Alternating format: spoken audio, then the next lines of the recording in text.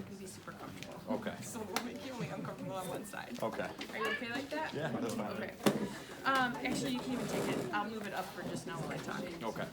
So if you remember what we talked about for the elbow, as far as anatomical position is 0 degrees extension. So similar to the elbow, we can have hyperextension at the knee. And so we can, when we document extension, it would be 0 to whatever that hyperextension is. If someone has normal extension, it's just going to be 0.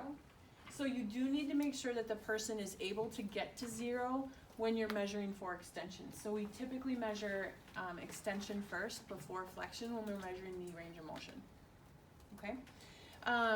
So this is going to require you to put towel rolls, of which we apparently have none. So we might have to go to 356 to steal some. But you want to have the ankle supported here, okay?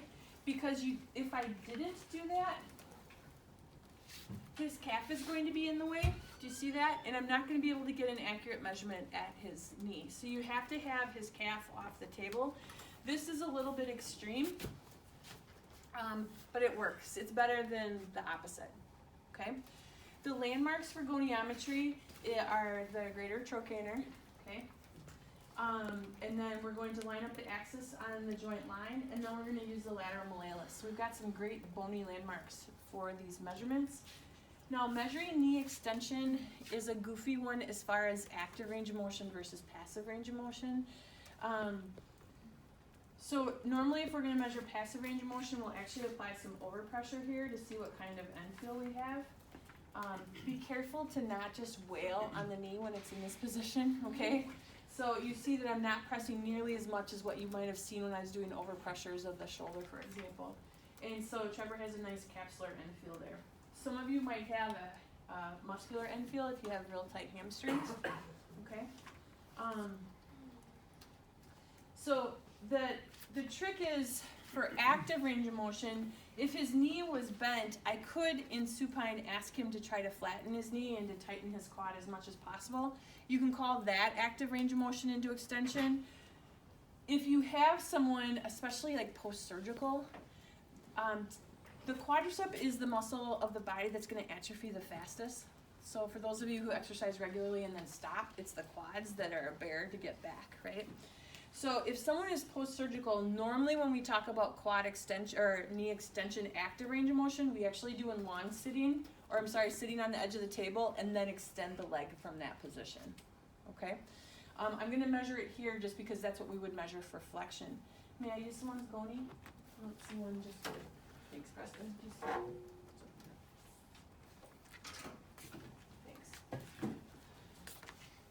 So it's not a tricky one. Because we have all these great landmarks.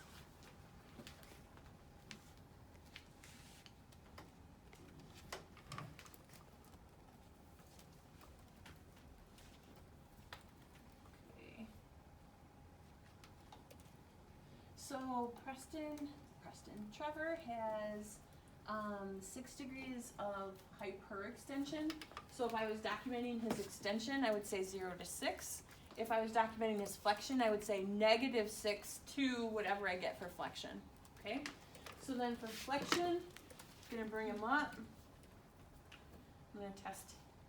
So for knee flexion, typically it's going to be soft tissue approximation because of the gastroc and the hamstrings.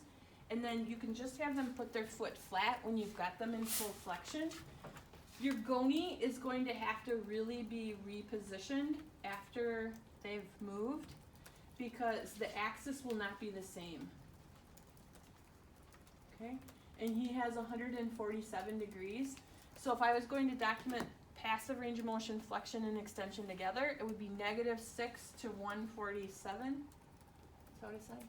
Mm-hmm. I think it moved. If I was documenting his flexion, I could just say 0 to 147, and then extension 0 to 6 would be the other way I could document that as well. Okay? So flexion and extension are our only goniometric measurements at the knee. Yes. Right? So I'm gonna go right into our muscle length test. So if we are measuring hamstring length, we have our straight leg raise and our 90-90 test. It's important that the other leg be flat. If the other leg is bent for the muscle length test, that will put our pelvis in a posterior pelvic tilt, and is that going to shorten or lengthen our hamstrings?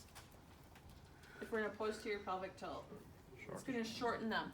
So we will get a false negative on our hamstring length test if our pelvis is in a posterior pelvic tilt. So the opposite leg always needs to be straight for these. Okay? Now, we talked about with a 2-joint muscle, you can actually, you don't have to hold it all there.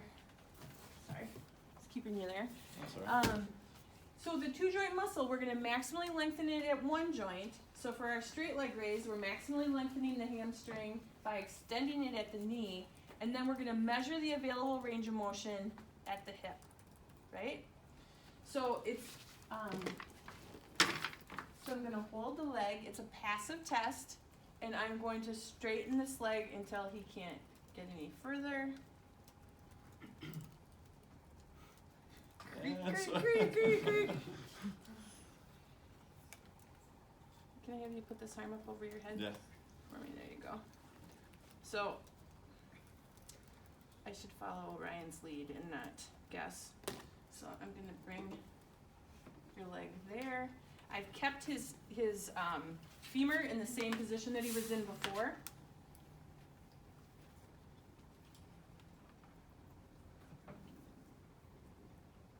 Okay, and he is at 65 degrees. Okay, and so for men, he's right in range, 65 to 70 for men. Okay, so that's straight leg raise. It's a passive test. You're going to find next semester that we use the straight leg raise for something else as well. So it's important. If I was doing the straight leg raise and it caused him neurological symptoms, then I don't document that under muscle length. Okay, so I would need to have an end feel of a muscular end feel in order to use the straight leg raise as a hamstring length test. Probably the more common hamstring length test is the 90-90 test. So Trevor, I'm going to have you give me that arm, or I'm going to use that arm. I'm going to have you hold your leg right there. And I want you to hold this part of your leg straight up and down. So you need to give me a little bit of slack there. Right there. Okay, can you hold it there? Yep. Okay. Now, this again is a passive test. So what I'm going to do is straighten his... So, easy.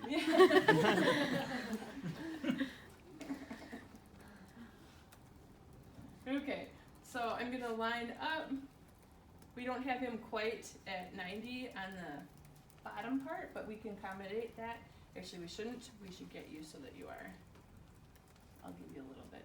You can relax. Let me hold it for you up there. There you go. Okay, and relax. Now we're measuring how much extension he has. So that would be 0. So anything short of 0 means he's lacking extension. So you're going to document the 90-90 hamstring test as a negative number. Okay? So he's at negative 48 degrees because he's 48 degrees away from being straight. Now, no one is going to be straight. All right?